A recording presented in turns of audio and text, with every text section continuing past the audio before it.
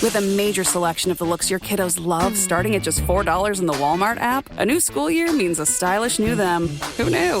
Find skater skirts and Crocs that say, I'm casual but cool. Sparkly sneakers that say, it's my classroom, you're just learning in it.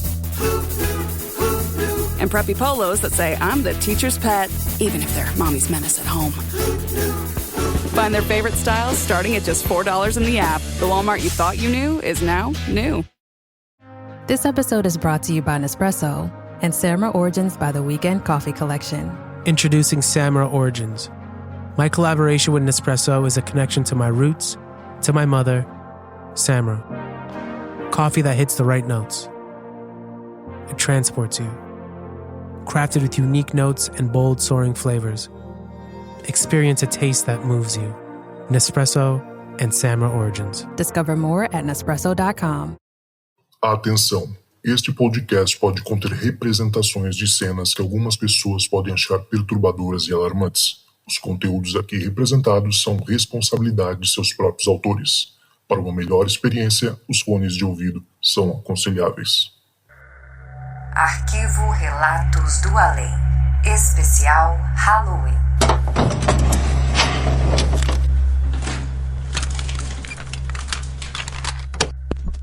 Oi, Zoucas. Oi, ouvintes. Eu me chamo Tamires. Eu moro no bairro de Perus, aqui em São Paulo. Tem alguns relatos aí para contar.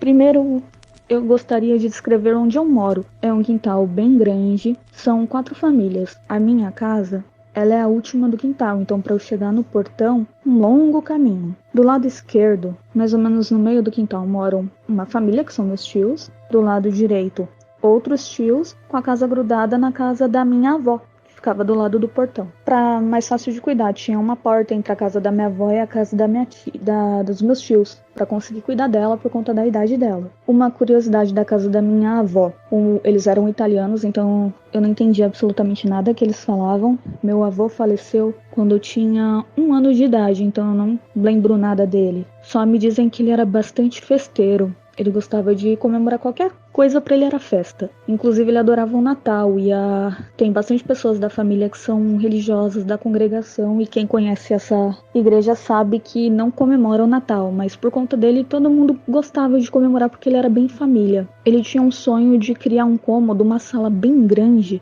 para fazer festas. Tudo bem, ele construiu essa sala, uma sala enorme para reunir aí a família, só que cerca de mais ou menos semanas depois que ele construiu essa sala dentro da casa da minha avó, ele acabou falecendo. E a primeira coisa que foi feita naquela sala, infelizmente, foi o velório dele. Naquela época era comum fazer o velório na casa, né? O velório foi feito na sala e desde a morte dele aquela sala ficava fechada. Obviamente eu e os meus primos, que tinham mais ou menos a minha faixa etária de 11, 12 anos, não sabíamos ainda o porquê daquela sala ser fechada. Olha, 12 anos aquela sala foi fechada. Obviamente alguém entrava para limpar, mas nunca foi dito o motivo daquela sala sempre ficar trancada e o que tinha ocorrido nela. Enfim, voltando. No meu primeiro relato eu deveria ter uns 10 anos. Eu sempre tive medo de ficar em casa sozinha. Sentia uma energia muito pesada na minha casa. Não conseguia ficar. Dia de terça, sexta e domingo era dia de culto na igreja da minha mãe.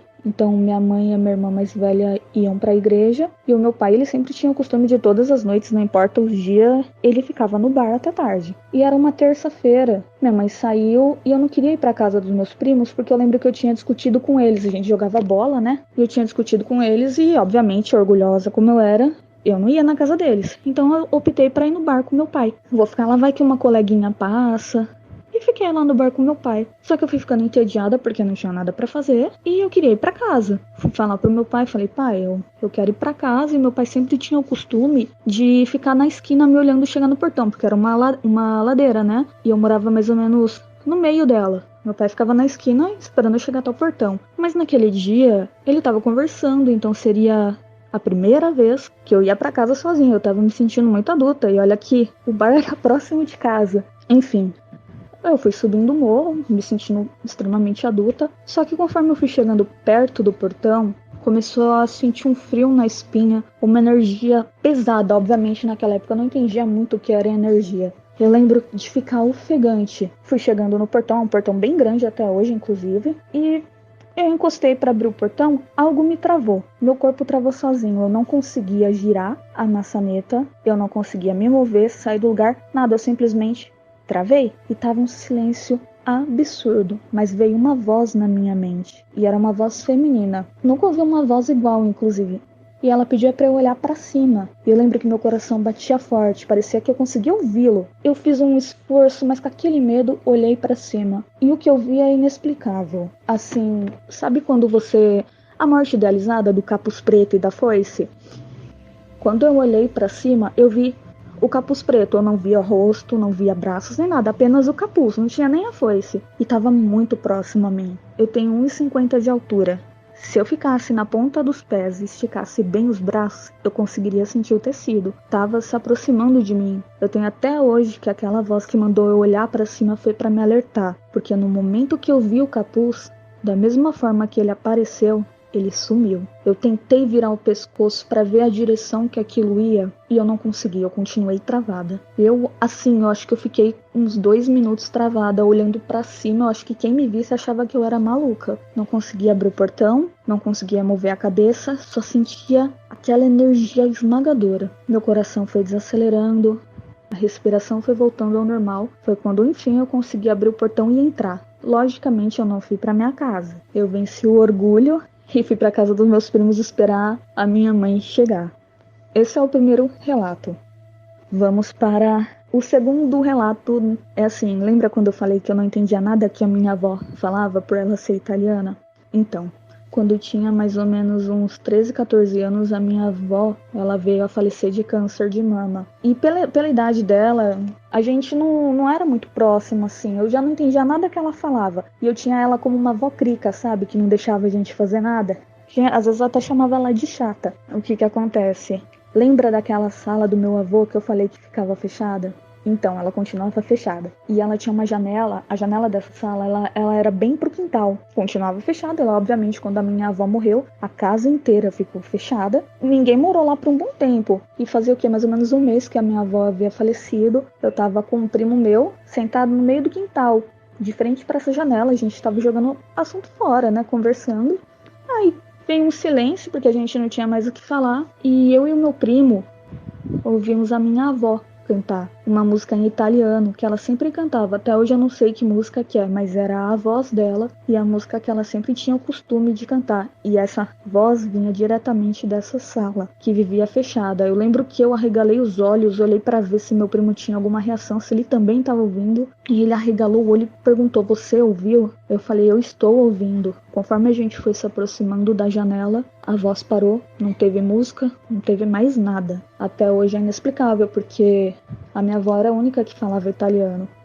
Como meus tios e o meu pai nasceu aqui no Brasil, não falava italiano. A gente não sabe até hoje o que foi aquilo. Passado alguns meses da casa trancada, da morte da minha avó, a minha casa ficou com banheiro em reforma. Então a gente estava sendo obrigado a tomar banho na onde a minha avó morava. E eu sempre senti uma energia negativa na casa da minha avó, não sei explicar também o motivo. E eu sempre preferia tomar banho de tarde lá, né? Quando eu não ia de tarde, eu arrastava alguém pra ir comigo, porque eu não queria entrar lá sozinha. Mas naquele dia eu fiquei jogando videogame com meus primos, perdi a noção do horário. Voltei pra casa, minha mãe mandou eu ir tomar banho. E eu: "Não, mãe, não vou tomar banho, nem suei", morrendo de medo de ir lá sozinha. Mas a minha mãe me forçou a ir. E eu falando pra minha irmã ir junto, mas minha irmã tava com um namoradinho na época, e eu acabei indo sozinha.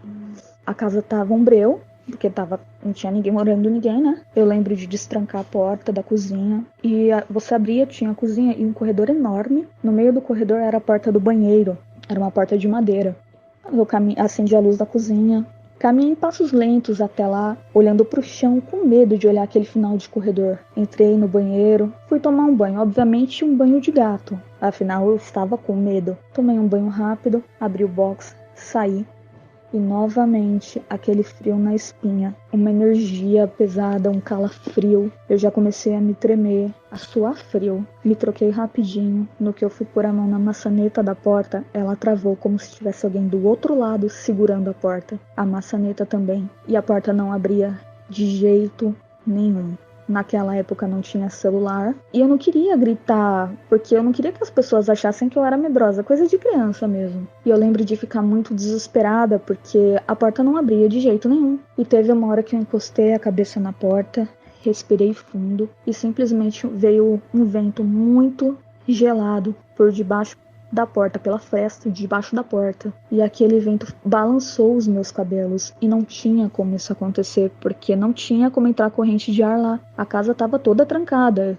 A partir do momento que eu entrei, eu fechei a porta atrás de mim. Então não tinha como entrar vento nenhum. E era um vento muito gelado, uma sensação muito ruim. E aquela maçaneta não mexia de jeito nenhum. Eu lembro de dar 3 passos para trás, respirar fundo, já querendo chorar. Como eu já frequentei a igreja da minha mãe, eu sabia como orar. Eu ajoelhei e orei do meu jeito todo errado. Eu lembro até hoje que eu falei assim: Deus, por favor, me deixa conseguir abrir a porta, seja o que estiver do outro lado, não deixa me pegar, tem misericórdia de mim e me guarde para conseguir sair daqui em segurança.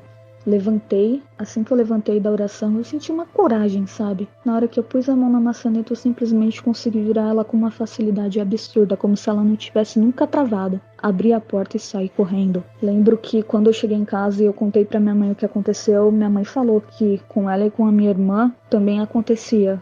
Não de a porta trancar ou vento, mas ouvia passos, luz apagar e acender. Eu lembro de ter xingado muito ela, porque eu queria que ela tivesse ido comigo, sabe? E agora o terceiro relato, eu tenho na verdade mais um monte, mas esse aqui é o que mais me pegou. Era uma sexta-feira, eu deveria ter uns meus 15 anos. Fazia pouco tempo que eu tinha perdido uma irmã, minha irmã havia falecido. Fase assim bem triste, sabe? Eu lembro de eu estar no meu quarto, tava sozinha em casa, minha mãe e minha irmã tinham ido pra igreja e o meu pai no bar. E naquele dia eu só queria ficar na minha. Eu entrei no meu quarto, devia ser umas 8 da noite, liguei minhas músicas, tava ouvindo o Linkin Park, ainda as mais tristes. Tava com o MSN e Orkut aberto e eu tava sentada numa cadeira de madeira velha, mas ela era muito pesada.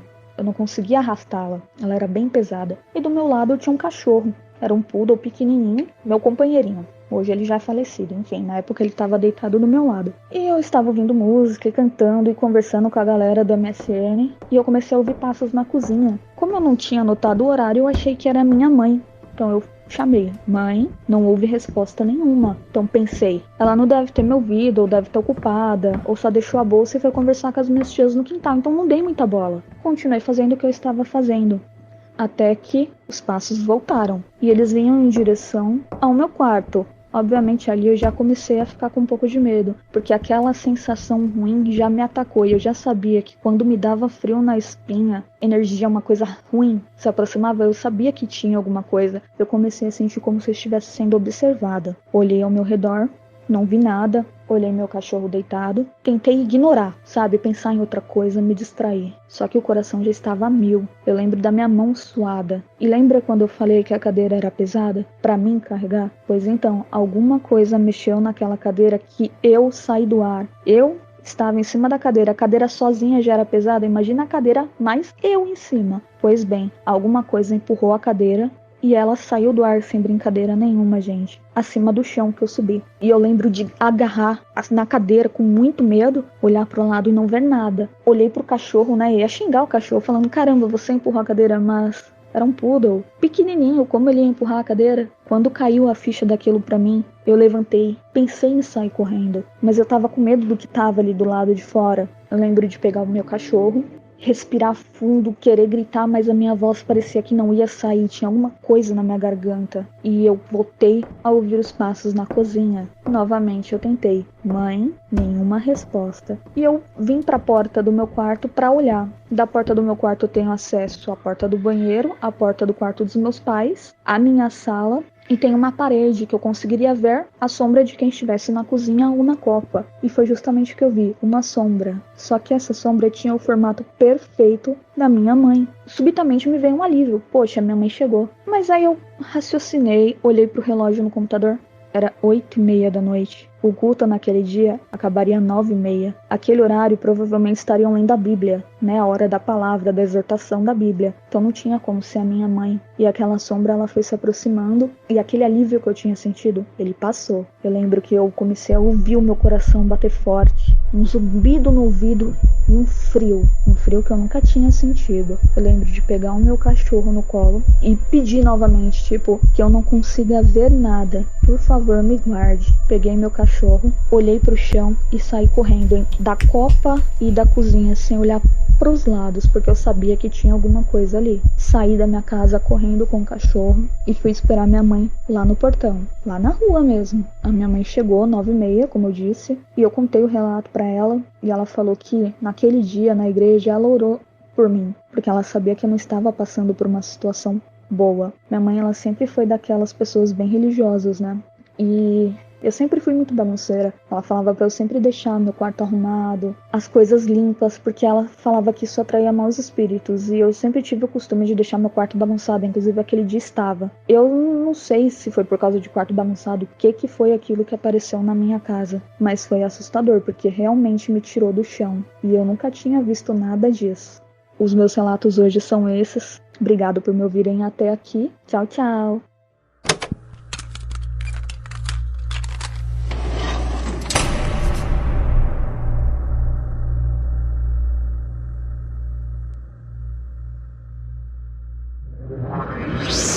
Esse podcast foi uma produção Uncoded. Acesse uncodedprod.com para saber mais.